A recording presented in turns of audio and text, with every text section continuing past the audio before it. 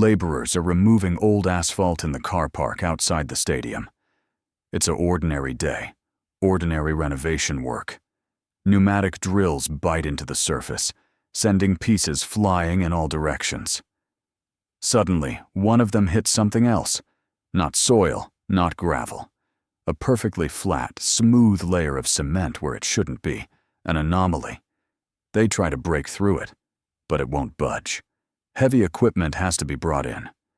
When the hydraulic hammer finally breaks through the slab, there is nothing but emptiness beneath it. And in that void is the roof of an old van. White. For 17 years, no one knew where they were. For 17 years, they were searched for in the mountains, in lakes all over the country, and they were here all this time, under the feet of thousands of people right in plain sight. This is a story about how 5 people can disappear just a stone's throw from home, and about how the most terrifying truth sometimes lies not at the bottom of a ravine, but under a layer of asphalt that you walk on every day. June 6, 1993, Trentino, Italy. The air is literally buzzing with tension and excitement. The final of the regional youth basketball tournament has just ended. The local team made up of guys from all over the county snatched victory in the final seconds. It wasn't just a game. It was an event. The whole town was buzzing. Their parents, friends, and classmates were sitting in the stands, and there they were, the heroes of the day. 6-year-old Luca, his friends Giovanni and David, and 17-year-olds Alessandro and Matteo. 5 teenagers at the peak of their brief fame. They laugh, push each other, and recount the most memorable moments of the game. At the wheel of their old but reliable white Fiat Ducato van is Marco, Luca's older brother. He is 21 years old, already a student, a serious guy who agreed to drive his younger brother and his team to the game and back. Marco doesn't drink, and he promised his parents he would bring everyone back safe and sound by 10:04 in the evening. They are last seen here, leaving the old stadium car park. Several witnesses, including the father of one of the players on the losing team, wave to them. The boys shout something back from the windows and laugh. The car turns onto the main road leading out of town. And that's it. After that moment, the van disappears. It just vanishes. At first, no one is concerned. Later in the evening, Luca and Marco's parents start to get nervous. Their mother, Elena, calls Giovanni's parents. "Is Giovanni home yet?" she asks. On the other end of the line, there is surprise. "No, we thought they were all together. Maybe they stopped somewhere to celebrate." Elena tries to convince herself that this is the case, but she knows Marco. He would have called. He always called if he was late. By midnight, everyone starts calling all the families. No one has returned. None of the 5 boys. Panic grows with every passing minute. The fathers of the families agree to go out and investigation themselves.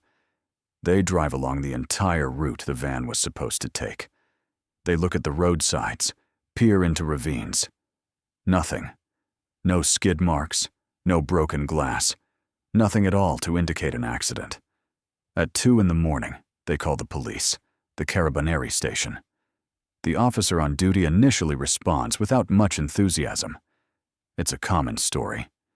Teenagers got drunk, decided to celebrate, and went out partying. "Signori, calm down," he says on the phone. "They'll probably show up in the morning with a headache. Give them some time." But the parents insist. Marco is a responsible driver. 5 people is not just one guy out partying. It's a whole group. The police reluctantly take the report. By morning, when the van still hasn't shown up, the matter begins to take a serious turn. An official investigation is launched, a description of the white Fiat Ducato, with a license plate number that the parents know by heart, is sent to all police stations, hospitals, and morgues are checked. The result is 0. It's as if the car with 6 people inside simply vanished into thin air on the 20-kilometer stretch of road between the stadium and their home village. The following days turn into a living nightmare for the families. The police launch a large-scale investigation operation. The Tantino region is mountainous, with steep serpentine roads, deep lakes, and dense forests. The main theory is that it was an accident. Perhaps Marco lost control on one of the bends, and the car flew off the cliff into a place where it was simply not visible from the road. Helicopters are brought in to help with the investigation. Pilots have been circling over gorges, forests, and along riverbeds for hours. Mountain rescue climbers are descending into the most dangerous ravines, combing every meter. Divers are beginning to check the lakes located near the highway. It is slow and difficult work. The water in the mountain lakes is cold and murky, with almost zero visibility. They dive again and again, searching the bottom meter by meter. No results, no traces of oil on the water, no debris. At the same time, investigators are working on other versions. Maybe the guys decided to leave, run away from home. But why? They had no reason. They were successful in their studies and sports, and they had plans for the future. None of them took any money or a change of clothes with them, except for their sports uniforms in their bags. The escape theory is quickly dismissed as implausible. That leaves the most frightening possibility: a crime. Could they have been victims of a robbery? But what did they have to steal? An old van and a little cash for pocket money. Not exactly a target for serious criminals. Could they have gotten into a fight with fans of the losing team? This theory is also being investigated. Dozens of people who were at the game are being questioned. Everyone says the same thing. Yes, emotions were running high, but there was no aggression after the game. Everyone shook hands and went their separate ways. A week passes, then another. The investigation of the area is gradually winding down.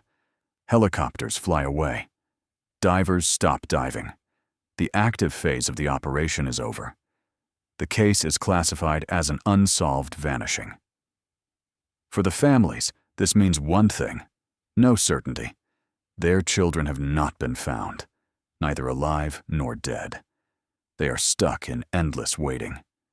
Every phone call, every knock on the door makes their hearts skip a beat. What if it's news? But there is no news. The local newspaper, which in the early days ran huge headlines on the front page, now mentions the story less and less. Life in the city returns to normal. A new school year begins, a new basketball season. But the rooms of the 5 boys remain empty. Their belongings lie where they were, as if their owners had stepped out for a moment and were about to return. But they don't come back. Months turn into years. Hope gradually fades, replaced by a dull, aching pain. Parents grow old, their faces covered with wrinkles, but the same question remains frozen in their eyes. Where are you? What happened to you? They continue to knock on police station doors, hire private detectives, and consult psychics, all to no avail. The mystery remains unsolved. The van and 6 young people disappeared without a trace, and no one, absolutely no one, can understand how this is possible at the end of the 20th century. No one suspects that the answer has been right under their noses all along, in the very place where the young men began their final journey, in the car park outside the stadium. Years passed, 17 years, for an entire generation that grew up in Tantino during that time. The story of the missing basketball players became something of an urban legend. A scary story told around the campfire. The locals grew accustomed to this open wound. The parents of the missing boys had turned from young, energetic people into gay-haired old men and women. They never moved away or changed their phone numbers. They were still waiting, not hoping. No, hope had died somewhere around the 5th or 6th year. They were just waiting for some kind of resolution, some kind of ending to this story. Every year, on the day of their vanishing, June 6th, they gathered together, silent, remembering the police case had long been shelved, covered with a thick layer of dust. New detectives who joined the force read about it as one of the strangest unsolved cases in the region's history. Not a single clue, not a single witness who had seen anything after the van turned out of the car park. Years of emptiness, and in all those 17 years, thousands of matches were played at that very stadium. Thousands of cars parked on the same asphalt, under which, in a cement sarcophagus, stood a white Fiat Ducato. Fans walked on this ground, children played ball, and a few meters below them lay the answer to their city's greatest mystery. And now the year 2010 is upon us. The municipality allocated funds for the complete reconstruction of the stadium and the surrounding area. The building was outdated, and the car park was in disrepair. A construction crew arrived at the site. They were ordinary laborers, and their task was to remove the old surface, prepare the foundation, and lay new asphalt. The work proceeded according to plan for several days. They removed the top layer of asphalt, then a layer of gravel, and then an anomaly happens. The excavator's shovel scrapes against something solid. The driver thinks it's rock, but when the laborers clear the area, they see a flat rectangular slab of reinforced cement in front of them. It is approximately 3.9 cm in size. It is not on any construction plan or utility map. It is simply an anomaly. The foreman, an elderly mustachioed man named Franco, scratches his head. He has been working in construction for 40 years and has seen everything, but never anything like this. Maybe it's the old foundation of some demolished building, suggests one of the laborers. But there are no traces of other buildings around. The slab lies in the middle of the car park, as if someone had deliberately placed it there and poured cement over it. Franco makes a decision. The slab must be removed. They try to break it with pneumatic drills, but the cement turns out to be incredibly strong and of high quality. It becomes clear that heavy equipment is needed. The next day, a hydraulic hammer mounted on an excavator is brought to the site. This machine is capable of crushing rocks. The operator begins work. A deafening roar echoes throughout the neighborhood. Pieces of cement fly off in all directions. The work progresses slowly, and then after several hours of hammering, a crack appears in the center of the slab, followed by a break. A wave of stale, musty air pours out from underneath, the smell of dampness, decay, and something else indefinable and nauseating. One of the laborers, a young man, approaches the edge of the breach and looks inside. It is dark. He turns on the flashlight on his phone and shines it into the hole. At first, he sees only emptiness. Then the beam catches something smooth, white, and curved in the darkness. "There's something there," he shouts to the foreman. "It looks like some kind of tank or container." They continue to widen the hole. With each blow of the hammer, the picture becomes clearer. It's not a tank. It's the roof of a car, an old, white van. Silence reigns on the construction site. The clanging of hammers subsides. Laborers stand around the hole in the cement and stare silently at this impossible find. How could a car have been walled up under a car park? Who did this, and why? Foreman Franco turns pale, takes out his phone, and dials the number for the police. He speaks quickly and incoherently. "We're demolishing a car park near the stadium. We found a car under the cement." "Yes, right under the ground." "Come quickly." Minutes later, the first patrol arrives at the scene. 2 police officers look at the find with suspicion. Then they call their superiors and crime scene analysts. Construction is immediately halted. The area is cordoned off with red and white tape. News of the strange find spreads instantly throughout the city. Curious onlookers and journalists begin to gather at the cordon.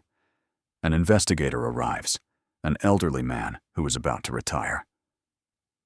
He began his career in the 90s and vaguely remembers the high-profile story about the vanishing of teenagers.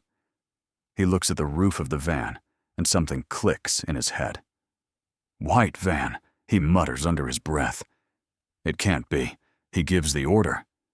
"Widen the hole carefully. Don't damage anything." Work by hand. A long and painstaking process begins. The builders are replaced by rescue laborers and crime scene analysts. They carefully remove the cement debris inch by inch.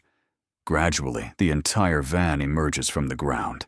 A Fiat Ducato, white, although the paint is peeling and covered with mold in many places.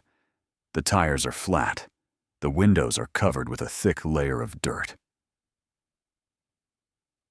One of the crime scene analysts carefully wipes the rear license plate. He checks it against the data on his tablet. A minute later, a voice full of shock comes over the radio. The number matches. It's them. It's the same car. Someone gasps in the crowd behind the cordon. The news spreads instantly. It's them. They've been found. Found after 17 years. Relatives begin to gather at the stadium. The aging parents, brothers, and sisters of the missing. They stand by the tape, their faces masks of pain and disbelief. They look at this white coffin that has kept their secret for 17 years. Now comes the hardest part, opening the car. The doors are rusted and warped from the pressure. They cannot be opened easily. Rescuers use hydraulic cutters. There is a screeching sound of metal. When the driver's door finally gives way and swings open, everyone standing nearby recoils involuntarily. The concentrated smell of death and decay hits them from inside the car. A forensic expert in a special protective suit and mask cautiously peeks inside, shining a powerful flashlight. The sight that meets his eyes makes even him an experienced professional shudder. In the driver's seat is a remains. A human remains in the decomposing remains of clothing. The arms lie on the knees next to the steering column. The key is still in the ignition. The forensic expert slowly shines the flashlight around the interior. In the back, on the passenger seats, and on the floor, among half-rotten sports bags, lie the rest. 5 more skeletons in different positions, as if they were just sitting there, talking. And then something happened. All 6 are there. Marco, Luca, Giovanni, David, Alejandro, and Matteo. Their investigation is over. They never left this car park. They just went down a few meters underground. And the main question that now hangs in the air is even scarier than 17 years of uncertainty. How did they get here? And who poured cement over them? Now the police had a crime scene. A gruesome, cold, but crime scene nonetheless. The van was carefully lifted out of its cement grave with a crane and taken to a hangar for examination. Every inch of the vehicle and its contents was now crucial evidence. The forensic team began their painstaking work. The first thing they established was that there were no external signs of violence on the body of the vehicle. No bullet holes, no traces of blows. Inside it was the same picture, no signs of a struggle. The items in the sports bags were neatly folded: uniforms, sneakers, towels. Several wallets with a small amount of old lire were found in the pockets of the decayed clothing. Everything was in place. This completely ruled out the robbery theory. The crime scene analysts working with the remains faced enormous difficulties. After 17 years, the soft tissues had completely disappeared, leaving only skeletal remains. But even the skeletons could tell their story. After a thorough examination of all 6 remains, the experts came to the conclusion that none of the skeletons showed any fatal injuries.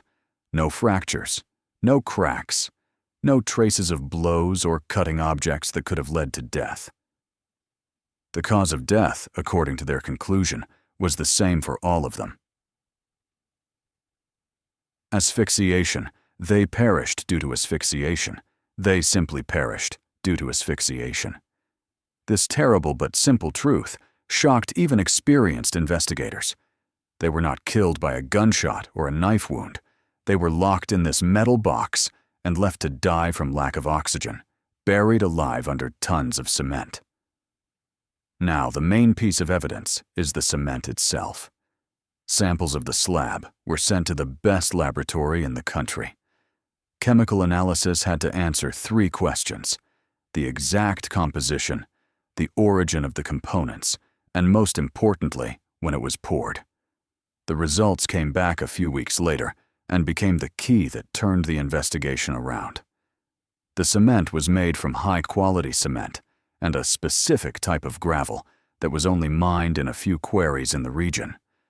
But the most important thing was its age. Using radiocarbon analysis and studying the cement hydration process, experts were able to determine the date it was poured with remarkable accuracy. The conclusion was clear. The cement sarcophagus had been built no later than 4 days after the boys disappeared. They went missing on the night of June 7, 1993. By June 10th, they had already been walled up under the car park. This fact completely changed the picture. The crime was not just gruesome, it was planned and technically complex. Someone managed to deliver several cubic meters of cement to the car park in an incredibly short time and pour it without attracting attention. This could not have been done by a random person. It was done by someone who had access to the materials, equipment, and most importantly, had a reason to be in that car park on those days. Investigators dug up all the municipal documents for 1993 from the archives. They looked for any mention of work at or near the stadium in June of that year, and they found it. A small, unremarkable contract for the repair of the car park's drainage system. The work included digging trenches, laying new pipes, and subsequent concreting. The contract was awarded to a small private construction company owned by a certain Nicolari. The dates of the work: June 5th to 15th, 1993. The investigators held their breath. This was it. They had found the event that had served as a cover for the killing. Nicola Rizzi's company had long since ceased to exist, having gone bankrupt in the early 2000s. Rezzi himself, who was already in his 70s at the time, was found in a small coastal town where he was living out his days on a modest pension. When the Carabinieri came to him, he initially denied everything. He said he didn't remember any details of the old contract. But when they put photos of the recovered van and the cement expert's report on the table, the old man broke down. He started crying and talking. Rizzi said that on that day, or rather that night, he got a call from his foreman, Pietro Visconti. Pietro was at the site preparing the formwork for pouring cement the next day. He was in a panic. According to him, late in the evening, a van with noisy teenagers pulled into the car park.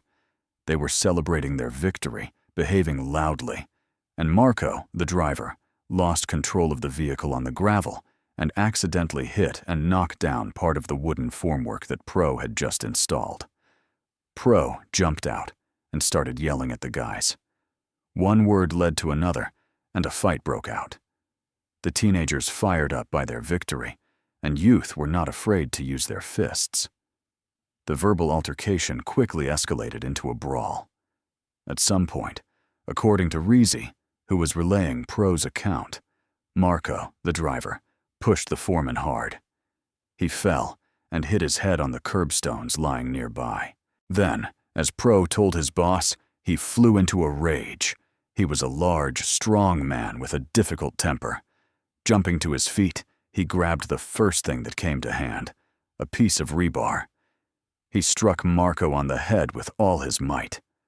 The blow was fatal. Marco collapsed to the ground. His 5 friends froze in horror. They had just witnessed the killing of their friend, their captain, their older brother. They were witnesses. Pro Visconti understood this. In the same second, his rage was replaced by icy fear. He realized that his life was over. He would go to prison for life, and then a monstrous plan formed in his head. Threatening the boys with the same piece of rebar, he forced them to drag Marco's body back into the van. Then he ordered them to get inside themselves. Cornered and paralyzed with fear, the 16-year-old teenagers obeyed. He locked them in by sliding the heavy side door shut. Then he began to act like a construction worker. He had dug a trench. He had materials. He forced one of the boys, the most frightened one, to drive the van to the edge of the trench, and then ordered him to drive straight into it. After that, he locked the car outside and left. Nicolas Rizzi swore that Pietro called him that same night, told him everything, and begged for help. Rizzi was scared. The scandal could destroy his company, his reputation, and he made a fatal mistake. He agreed to help cover up the crime. The next day, Pro and Nicola used a company mixer to prepare several batches of cement and filled the hole with the van. They worked for several days until they completely covered the vehicle with a thick layer of cement, which they then smoothed out as if it had been part of the original design. They buried 6 people alive because one was afraid of prison and the other was afraid of bankruptcy. Pietro Visconti, the murderer, was found the same day. He lived in the same town in the same house a couple of kilometers from the stadium. For 17 years, he walked the same streets as the parents of the children he had killed. He grew old and had grandchildren. When the police knocked on his door, he understood everything from their eyes. He did not resist. He simply held out his hands in silence for the handcuffs. Pietro Visconti was sitting in the interrogation room. He was no longer a big, strong man, but a hunched-over 70-year-old man. But his eyes were cold and empty. He spoke calmly, methodically, as if reporting on a job well done. His version almost completely coincided with Nicola Rizzi's statement, but there was no panic or remorse in it. He talked about the quarrel, about the blow. "He attacked me first," Visconti said, staring at the wall.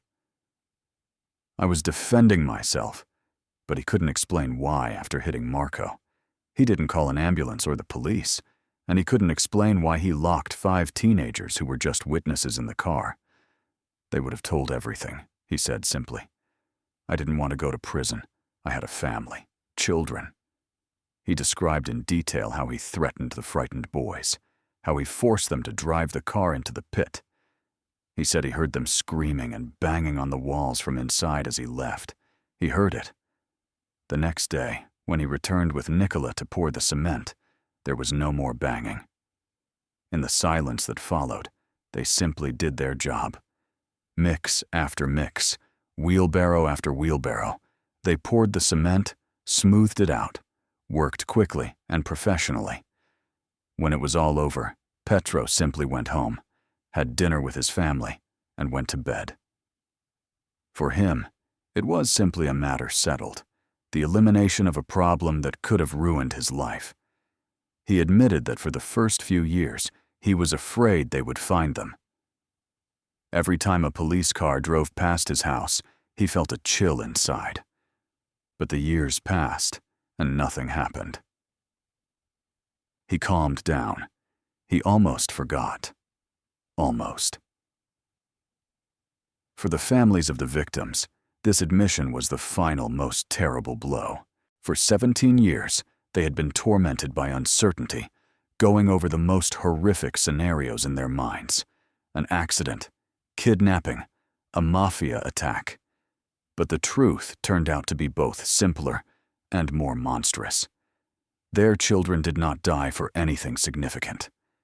They died because of a broken board, because of one man's flash of rage and another's cowardice.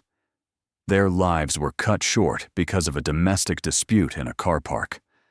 The banality of evil was unbearable. There was no longer any mystery. There was only blunt, senseless cruelty. The trial was quick. The evidence was irrefutable. The confessions of both defendants, the expert conclusions, the bodies themselves, which had lain for 17 years in a cement grave. Petro Visconti, showing no emotion during the trial, was found guilty of the premeditated killing of 6 people, committed with particular cruelty, and sentenced to life imprisonment without the possibility of parole.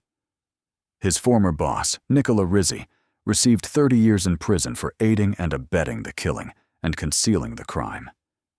Several more years passed. The stadium renovation was long completed. The old car park was replaced by smooth asphalt. Cars parked there again. New matches were played, and new generations of teenagers celebrated their victories. Life goes on. But now, every resident of this city passing by or driving past this place knows what happened here one June night, and that the most terrible secret can be kept not in distant mountains, but right here under your feet in an ordinary car park at an ordinary stadium.